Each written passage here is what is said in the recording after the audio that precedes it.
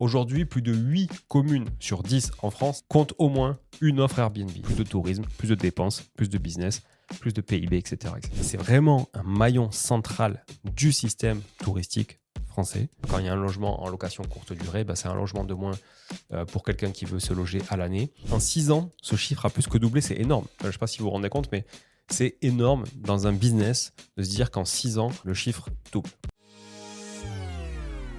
Vous écoutez Money Tree, le podcast qui décortique l'investissement immobilier de façon réaliste. Je suis Julien Calamotte, investisseur passionné depuis plus de 15 ans, fondateur d'Artaï Immobilier et auteur du livre S'enrichir grâce à l'immobilier. Chaque semaine, avec mes équipes et nos invités, on vous partage des retours d'expérience concrets, des stratégies et des clés pour développer votre patrimoine seul ou accompagné. Alors si vous voulez comprendre, progresser et agir sur la base de faits réels et concrets, vous êtes au bon endroit. Alors bienvenue dans Money Tree. Salut tout le monde, bienvenue sur cet épisode. On va parler aujourd'hui de location courte durée, principalement d'Airbnb, de cette plateforme Airbnb. Et j'ai rien inventé. J'ai récupéré une étude, je vais vous la synthétiser, ça va vous faire gagner du temps. Une étude qui a été effectuée par l'Institut Terram en octobre 2025. Donc avec l'équipe, on vous a fait un petit résumé de cette étude. Ça montre quand même pas mal la mutation du marché Airbnb. L'étude s'appelle d'ailleurs, si vous voulez aller dans le détail, Tourisme 2.0, anatomie de la France Airbnb. Donc on est la France Airbnb, donc c'est devenu même un adjectif. Mais on va vous faire un résumé. Si vous voulez avoir le détail, on vous met aussi le lien évidemment de cette étude sur la description de l'épisode. Et c'est une étude qui a été faite par Jérôme Fourquet, Sylvain Manternac et Chloé Tény, donc octobre 2025. Voilà, donc j'ai rien inventé. Je suis allé chercher des stats sur cette source-là, surtout grâce à l'équipe qui allait fouiner et synthétiser. On va vous mettre tout au long de l'épisode aussi, pour ceux qui nous regardent sur YouTube, c'est-à-dire vous en face de la caméra, et pas ceux qui nous écoutent malheureusement sur la plateforme audio uniquement. On va vous mettre des graphiques tout au long de cette vidéo qui vont illustrer les propos que je vais vous relater. Voilà. Donc, grosso modo, l'étude, c'est comment Airbnb a redessiné la France aussi. Quand on parle d'Airbnb, on pense souvent à une plateforme Airbnb sur laquelle on va réserver un logement. On pense à une application, un réflexe de réservation. On pense à une façon de vivre ses vacances, on pense à un hébergement. Mais si on prend un peu de recul, on se rend compte que c'est bien plus que ça, au final, et que ça a transformé aussi la France. En une dizaine d'années déjà, Airbnb a transformé la manière dont on voyage, aussi bien en France qu'à l'étranger. Fini l'hôtel ou le club ou la croisière, on a maintenant la possibilité de dormir d'abord chez l'habitant. Et puis ensuite, on a la possibilité de louer un logement qui appartient à un propriétaire, par exemple, particulier. Pour se rendre compte de l'explosion Airbnb, il suffit d'imaginer une carte de France vue de nuit comme une image satellite. En 2013, si les locations Airbnb étaient des lumières, la carte serait presque noire. Il ferait une nuit. Quasiment aucun Airbnb en France. Quelques zones brillent un petit peu. Paris, la Côte d'Azur, on le voit bien. Quelques stations de ski et autour, beaucoup de vide. Et en 2024, seulement 11 ans après, c'est totalement différent. La France s'illumine de partout. Le littoral, même tous les littoraux, les campagnes, les montagnes, des villages, des villes. Aujourd'hui, plus de 8 communes sur 10 en France, 80% des communes en France, 81% exactement même, comptent au moins une offre Airbnb. Alors une offre Airbnb, c'est pas grand-chose, mais les communes souvent en ont plusieurs. On n'est plus face à une tendance urbaine ou un phénomène de mode, on est vraiment avec un Airbnb qui est devenu une véritable infrastructure nationale, évidemment internationale, mais là on va se concentrer sur la France spécifiquement, qui est un des plus gros marchés d'ailleurs d'Airbnb. Et cette offre, elle est présente, on le voit, sur quasiment tout le territoire. Faisons maintenant un focus sur l'explosion du nombre de nuitées. Regardons simplement les volumes de nuitées réservés sur les plateformes de réservation telles que Airbnb, Booking, Abritel, ce qu'on appelle les plateformes de réservation de meublés touristiques, les meublés de tourisme. En 2018, on comptait 85,5 millions de nuitées, ce qui est déjà pas mal. Mais en 2024, 6 ans après, on en compte 192,4 millions. 2 fois plus de 2 fois plus de nuitées en 6 ans à peine. Un vrai phénomène qui s'est confirmé, qui se consolide, qui continue de croître. En 6 ans, ce chiffre a plus que doublé, c'est énorme. Je ne sais pas si vous vous rendez compte, mais c'est énorme dans un business de se dire qu'en 6 ans, un business de cette taille, le chiffre double. Dans le même temps, par contre, l'hôtellerie traditionnelle, elle n'a pas du tout suivi la même dynamique et elle a stagné. Dans un contexte où 95% des Français estiment que le coût du tourisme va augmenter et où 81% considèrent que partir en vacances est devenu un luxe, c'est quand même assez fort, comme tendance, l'hébergement devient un vrai levier d'arbitrage central pour ses vacances et pour ses déplacements. On peut dire que Airbnb est là où l'hôtel ne va pas aussi. C'est peut-être pour ça que la partie hôtellerie stagne et qu'Airbnb croît. C'est-à-dire qu'Airbnb, contrairement à ce qu'on peut penser, ne va pas manger trop de parts de marché de l'hôtellerie, même si effectivement le manque de croissance de l'hôtellerie peut nous faire conclure que s'il y a une croissance naturelle partout et macroéconomique et que l'hôtellerie stagne, c'est que forcément elle a pris un peu de plomb dans l'aile. Mais malgré tout, la surcroissance d'Airbnb n'est pas relative à la décroissance de l'hôtellerie. Donc on oppose souvent justement les hôtels et les Airbnb, mais sur le terrain, finalement, ils n'occupent pas du tout les mêmes espaces. C'est vraiment même deux choses assez différentes et deux offres assez différentes. Et les chiffres sont assez parlants là-dessus. Je vous les relate. Les hôtels sont présents dans environ 15,6% des communes françaises, soit un peu plus de 5000 communes, alors que Airbnb, lui, est implanté dans plus de 28 000 communes. Donc 5000 communes ont des hôtels, plus de 28 000 communes ont au moins un Airbnb, ce qui est assez conséquent en termes, on va dire, de maillage territorial. Et l'écart, lui, se creuse encore plus forcément sur les zones rurales. Très peu d'hôtels dans les zones rurales, beaucoup plus de Airbnb dans les zones rurales, en tout cas relativement au nombre de populations présentes dans ces zones. Donc dans les communes de moins de 500 habitants, par exemple, seuls 5% disposent d'un hôtel. En revanche, plus de 2 tiers proposent au moins une offre Airbnb. Donc c'est assez conséquent, cette différence entre l'hôtellerie, en tout cas la présence hôtelière et la présence d'un Airbnb. Beaucoup plus simple aussi à développer en termes de structure, en termes d'investissement, en termes d'exploitation. Ça n'a rien à voir, mais ça reste de la vente de nuitées in fine.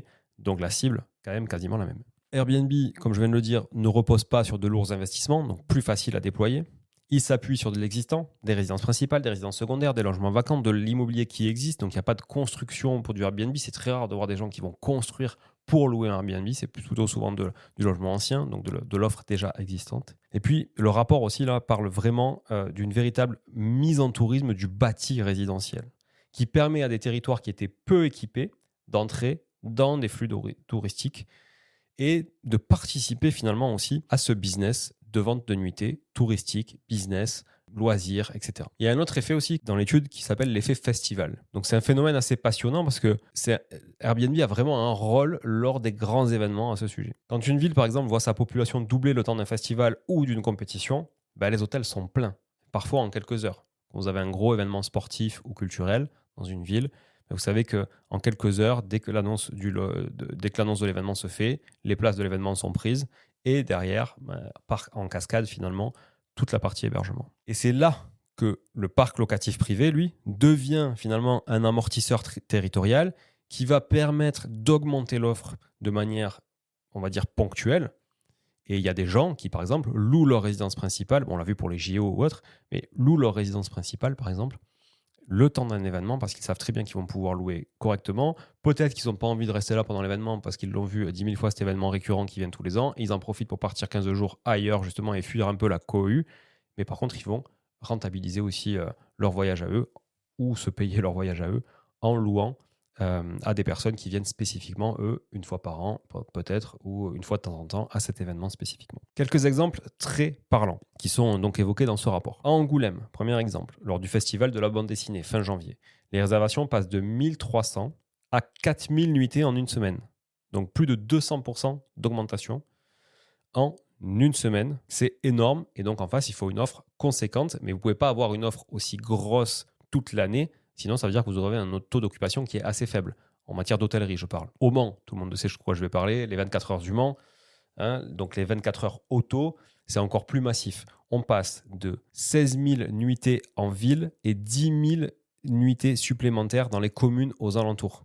C'est énorme. 16 000 plus 10 000, 26 000 en ville et dans les communes aux alentours, juste pour cet événement, des 24 heures auto. C'est énorme. C'est énorme en termes d'offres et de besoins d'offres supplémentaires. Par contre, le reste de l'année, ça va être compliqué. Donc, c'est pour ça que les hôtels les groupes hôteliers ne vont pas aller créer un hôtel uniquement pour un événement pour les 24 heures du Mans. Donc, l'offre Airbnb, quand je dis Airbnb, c'est Booking, etc., l'offre de location courte durée du meublé de tourisme a vraiment du sens pour faire tampon et absorber ces demandes qui sont plutôt temporaires et pas régulières. Donc voilà, sans cette souplesse, on comprend vite que ces territoires pourraient tout simplement pas accueillir autant de visiteurs, puisque à grand événement, il faut de l'hôtellerie.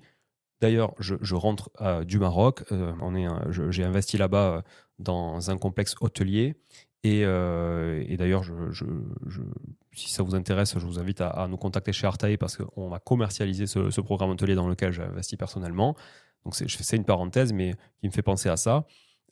Et aujourd'hui, le royaume du Maroc, le roi du Maroc, impose finalement, à partir du moment où on va créer un complexe, un événement, etc., autour, de créer de l'hôtellerie et un besoin justement de création d'hôtellerie, de création de nuitées, d'offres de nuitées, parce qu'il va y avoir il y a de plus en plus de demandes. Il y a la Coupe du Monde qui arrive aussi en 2030 dans le pays de foot. Donc, il y a un besoin d'hôtellerie. Et donc, le Royaume du Maroc en est conscient et donc pousse pour aller créer des complexes hôteliers qui vont pouvoir permettre d'accueillir un nombre phénoménal de gens. Et pour le coup, pas que sur l'événement de la Coupe du Monde, mais aussi avant et après, puisqu'il y a un vrai attrait pour le Maroc qui est de plus en plus fort. Donc ça a du sens parce que sans cette offre, les gens ne pourraient pas venir. Pourquoi ? Parce que sans offre conséquente, les prix à la nuitée augmentent. Donc déjà, vous sélectionnez plus de monde puisque les budgets vont être beaucoup plus importants pour y aller. Et puis de toute façon, on ne pourrait pas accueillir tout le monde. Donc la loi de l'offre et la demande, moins de nuitées égale des nuitées plus chères, plus de nuitées égale un pays beaucoup plus accessible et donc plus de tourisme, plus de dépenses, plus de business, plus de PIB, etc., etc. Ensuite, le rapport va traiter de qui utilise Airbnb aujourd'hui. C'est intéressant de savoir qui, finalement, utilise cette plateforme, qui consomme ce type d'hébergement versus, par exemple, l'hôtellerie. Donc, le rapport dresse un portrait assez précis des utilisateurs. C'est intéressant. Donc, déjà, un Français sur deux a déjà utilisé Airbnb. Donc, vous qui nous suivez, vous avez certainement déjà utiliser la plateforme Airbnb. Et si vous ne l'avez pas utilisé, vous allez peut-être utiliser Booking au final. Mais donc, c'est peut-être que plus que 1 pour 2, en tout cas 1 sur 2 qui utilise le meublé de tourisme. Et près d'un tiers l'utilise au moins une fois par an. Donc, ça peut être pour du tourisme, ça peut être pour du business, ça peut être pour plein de choses. Le profil est plus jeune que la moyenne. 39% en moins de 35 ans contre 25% dans l'ensemble de la population. Donc, on voit que on a un public qui est quand même assez jeune, moins de 35 ans. Oui, c'est jeune, même si vous avez 33 ans, vous êtes très jeune, ou 34 ans, vous êtes très jeune. Donc, c'est un public qui est jeune par rapport à la population. Donc, évidemment, ça a du sens. On voit que, de toute façon, c'est un peu plus digitalisé. Donc, ça correspond vraiment aussi à ces générations-là. Mais surtout, la pratique, elle est socialement transversale. Et ça, c'est intéressant parce qu'on va retrouver des locataires, on va retrouver des propriétaires, on va retrouver des familles, on va retrouver des couples. Quelle que soit finalement la CSP, la catégorie socio-professionnelle, ça va être c'est intéressant parce qu'on va retrouver de tout sur Airbnb. Le séjour type, lui, il dure 5 jours et les motivations sont très claires. Le prix, la surface, le confort et la flexibilité. Prix, surface, confort, flexibilité, critères essentiels de sélection d'un logement sur cette plateforme. 5 jours, c'est intéressant. C'est une donnée qui est intéressante parce que, par exemple, moi sur Toulouse, sur de la petite surface, mon expérience depuis maintenant au moins 7 ans d'Airbnb derrière moi, nous, c'est plutôt la durée moyenne, c'est plutôt 3 nuits, parce que c'est une clientèle qui est plus business, qui est moins vacances. Mais par exemple, si je regarde la location courte durée qu'on peut faire au Portugal, au Portugal, effectivement, on va être plutôt sur ces 5, 6, voire 7 nuits, puisqu'on va louer aussi à la semaine, voire 2 semaines entières, voire même des fois l'hiver sur un mois entier. Donc forcément, on va moins louer pour des week-ends prolongés ou, ça c'est pour la partie plutôt tourisme, ou pour du business qui n'y a pas du tout, par exemple en Algarve, mais qui pourrait y avoir à Porto. Donc à Porto, les durées de séjour vont être plus courtes. Plutôt, j'y vais pour un week-end, j'y vais pour le business. Mais je passe rarement 2 semaines de vacances à Porto. Par contre, quand je vais en Algarve, je peux passer 2 semaines de vacances en Algarve ou y passer un mois et demi parce que l'hiver, parce que y a du soleil et parce qu'il fait meilleur que dans certains pays l'hiver. Donc c'est intéressant. Je pense qu'effectivement, c'est à ramener aussi entre la location courte durée et la location saisonnière, qui est plus une location de vacances, par exemple sur le littoral ou en montagne ou autre. Et puis une dernière stat, pour près de 70% des familles, les vacances coûteraient plus cher sans Airbnb. Donc Airbnb a démocratisé aussi un petit peu plus les vacances, a rendu plus accessibles les vacances à un grand nombre de gens qui ne pouvaient pas aller en vacances parce que les hôtels étaient trop chers, parce que peut-être que les destinations étaient trop chères aussi, puisqu'on l'a vu, il y a beaucoup plus de destinations possibles grâce à Airbnb. Et un utilisateur sur 2 affirme qu'il partirait moins longtemps sans cette option. Donc c'est intéressant ce côté vertueux qu'a Airbnb, qui est quand même un vrai business, faut pas se mentir, ça gagne beaucoup d'argent. Ça coûte aussi aux propriétaires qui mettent, ça rapporte aussi forcément. C'est intéressant de voir que ça a ce côté social de rendre les vacances plus accessibles qu'avant le Airbnb. Donc il y avait une ère vacances avant Airbnb qui peut-être était effectivement inaccessible pour certaines personnes. Et puis il y a une ère après Airbnb où on voit que c'est plus accessible aujourd'hui. Ensuite, il y a un paragraphe intéressant qui va être aussi intéressant du côté investisseur, du côté loueur en meublé de tourisme, par exemple. Est-ce que ça peut être un revenu? Est-ce que ça peut être un complément de revenu? Est-ce qu'il peut y avoir des retombées en local aussi? Alors, c'est plus pour les collectivités, etc. Donc, côté hôte, contrairement à l'image du multipropriétaire rentier, la réalité, en fait, elle est souvent plus modeste et elle est surtout très modérée. Le revenu médian annuel, déjà, il est d'environ 3 800 euros. Donc, comprenez que c'est difficile avec 3 800 euros, soit à peu près un peu plus de 300 euros par mois, de vivre, de se faire un salaire, mais ça peut être un complément de revenu. Donc, on est loin quand même d'une rente systémique où les méchants propriétaires Airbnb se gavent, gagnent beaucoup d'argent, etc., etc., etc., et que si je casse le vase, c'est pas très grave, il pourra s'en repayer quelques-uns. Non. Souvent, les gens vont louer en fait leurs biens, vont louer une partie de leurs biens, vont louer aussi une chambre. D'ailleurs, c'était le début d'Airbnb. D'ailleurs, c'était de louer un bout de canapé, de louer un lit dans sa maison et vraiment de faire rentrer des gens chez soi. Bon, maintenant, c'est quand même plus du logement individuel. Mais malgré tout, c'est pas l'Eldorado non plus comme on peut le voir ici. Alors évidemment, il y a des multipropriétaires qui démultiplient sur du Airbnb, mais c'est pas forcément le cas, en tout cas sur le marché de manière générale. Donc pour beaucoup, c'est plus un complément, souvent irrégulier. Je pars en vacances, je loue, ça me paye mes vacances, ça me rembourse, ça me paye mes charges, etc. Ça occupe le logement aussi. Je me ferai peut-être moins cambrioler s'il n'est pas vide. Voilà. Et ça aide plus à équilibrer un budget qu'à générer de l'argent. Pour les collectivités aussi, l'impact, il est réel pour le coup, parce qu'en 2024, Airbnb a quand même reversé 218 millions d'euros de taxes de séjour. On n'en a pas parlé jusqu'à présent, mais la taxe de séjour aussi, c'est une manne importante pour les collectivités, pour les mairies, dans lesquelles on a du Airbnb. Voilà, et ces 218 millions d'euros de taxes de séjour, ils sont répartis donc entre plus de 25 000 communes, comme on l'a vu tout à l'heure, qui ont au moins un Airbnb. Les taxes de séjour sont plus ou moins importantes aussi selon les villes. Dans les bourgs ruraux, l'étude met en évidence une corrélation intéressante. Les communes très peu touristiques comptent en moyenne 3 à 4 commerces de proximité.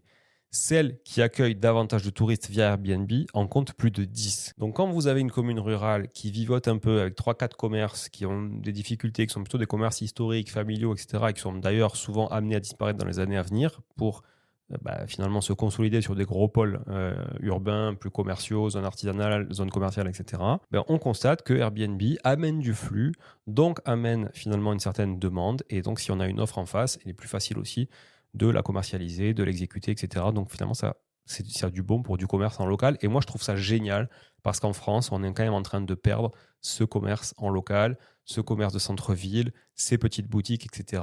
Au détriment finalement aussi, je trouve, de la proximité, de la relation humaine et du lien social qu'on peut avoir dans des bourgs plus ruraux pour aller sur des grosses zones de commerce, des grandes zones de commerce qu'on connaît, des grands centres commerciaux, etc. qu'on connaît, voilà, et qui effectivement se développent de plus en plus. Et je trouve ça intéressant aussi, ce côté vertueux d'Airbnb d'aller apporter finalement un flux de clients potentiels à des commerces ruraux. Voilà, on a fait un petit tour, c'est une synthèse, on a bien résumé. En conclusion, ce qu'on peut dire, c'est qu'Airbnb, c'est pas qu'un simple acteur alternatif, c'est un maillon central du système touristique français aujourd'hui. Alors, ce n'était pas le cas au début, mais c'est vraiment un maillon central du système touristique français. Ça veut dire quoi?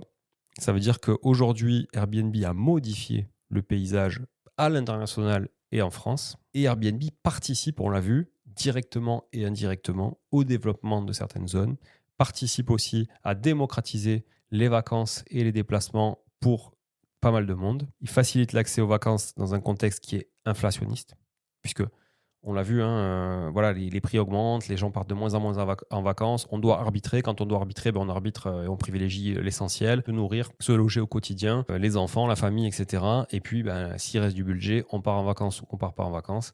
Là, ça permet aussi de rendre plus accessible, on l'a vu, les vacances malgré l'augmentation des prix. Il soutient donc les territoires peu équipés, on l'a vu, puisqu'il n'y a pas besoin d'être dans une grande ville pour faire Airbnb. Et d'ailleurs, nous qui faisons de l'investissement locatif chaque jour pour nous ou le compte de nos clients, on constate effectivement que des Airbnb en zone rurale fonctionnent très bien. Ce n'est pas un sujet. Et il y en a d'autres qui sont dans des zones beaucoup plus urbanisées ou même des grosses villes qui fonctionnent beaucoup moins bien. Donc, il n'y a pas de relation de cause à effet entre la ville est grande et il y a du monde, donc ça va fonctionner. Je suis dans un lieu touristique, donc ça va fonctionner. Non, il n'y a pas forcément de corrélation. Ça peut fonctionner partout. Il faut juste adapter l'offre aux besoins locaux.